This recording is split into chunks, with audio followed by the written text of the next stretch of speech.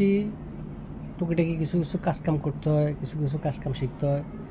যদি দেখা গেছে আপনার পড়ালেখা করে কোনো ভালো চাকরি বাকরি না পায়, তাহলে কাজকাম কাজে লাগে শিখলে।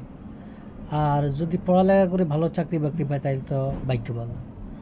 আর যদি পড়ালেখা না করে দেখা গেছে আপনার অনেক পোলাপাইন আছে 6-7 উঠলে আর পড়ালেখা করেন না, তখন রাজনীতি এদিকে এদিকে টাল্লিবাল্লি করে। তো এগুলা না করে আপনার যদি পড়ালেখা ছাড়া দেয়, তখন হাতের একটা কাজ শেখার দরকার। যেমন ইলেকট্রিক কাজ আছে, স্যানিটারি কাজ আছে, এই দুইটা কাজের একটা কাজ শিখতে পারে। তো এই দুইটা কাজের একটা কাজ শিখলে আপনার এই দুইটা কাজের অল বিশ্বে দাম আছে। অল বিশ্বের যে কোনো দেশে যাক, এই দুইটা কাজের পয়সা আছে। তো আমি মনে করি দুইটার কাজের একটা কাজ শিখুন। আর যদি পড়ালেখা করে কোনো একটা ব্যবসা বাণিজ্য করতে পারে, ব্যবসা বাণিজ্য হয়, তাইলে ব্যবসা বাণিজ্য করেন।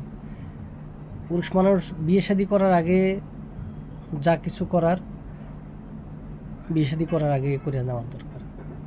আপনার দেখা গেছে যে পড়ালেখা করলো না, কোনো একটা আপনার ব্যবসা বাণিজ্য করলো না, কোনো একটা চাকরি বাকরি করলো না, তাহলে ওই ওই লোক বিয়ে শাদীর পরে মনে করেন যে একেবারে হাই উত্তাসের মধ্যে পড়ে যাইব।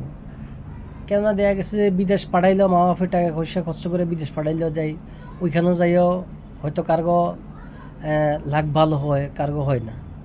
তো আবার মনে করেন যে যদি হাতের কাজ জানা থাকে বিদেশে গেলেও, যেমন ইলেকট্রিক কাজ, স্যানিটারি কাজ, এই দুইটা কাজের একটা কাজের হাতের কাজ যদি জানা থাকে বিদেশে গেলে, তাহলে ভালো চান্সে পয়সা কামাইতে পারবে।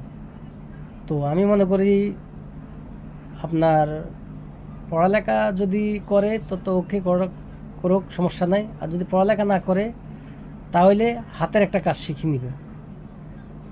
আর হাতের কাজ জানা থাকলে তাইলে একেবারে ভবিষ্যৎটা অন্ধকার। আর হাতের কাজ জানা থাকলে বিশ্বের যে কোনো দেশে যাইব, তার মূল্য আছে। যেমন আমি এখানে স্যানিটারি কাজের কন্ট্রাক্টারি করি। দেখা গেছে আমরা অনেক টাইমে মিস্ত্রি করে দেখা গেছে যে বাড়িতে থাকলেও হে করে ভাড়া দিয়ে হইলেও নিয়ে আসতে চেষ্টা করি, ভাড়া আমরা দিয়ে দিই। আর দেখা গেছে যে আমরা একটা হেল্পার গ্রাম থেকে ভাড়া দিয়ে আনি না, হেল্পারের অভাব নেই। তো মিস্ত্রি হইলে মিস্ত্রির বাংলাদেশেও মূল্য আছে। যাক, আমার কথাগুলো যদি ভালো লাগে তাহলে লাইক, কমেন্ট, শেয়ার দিবেন।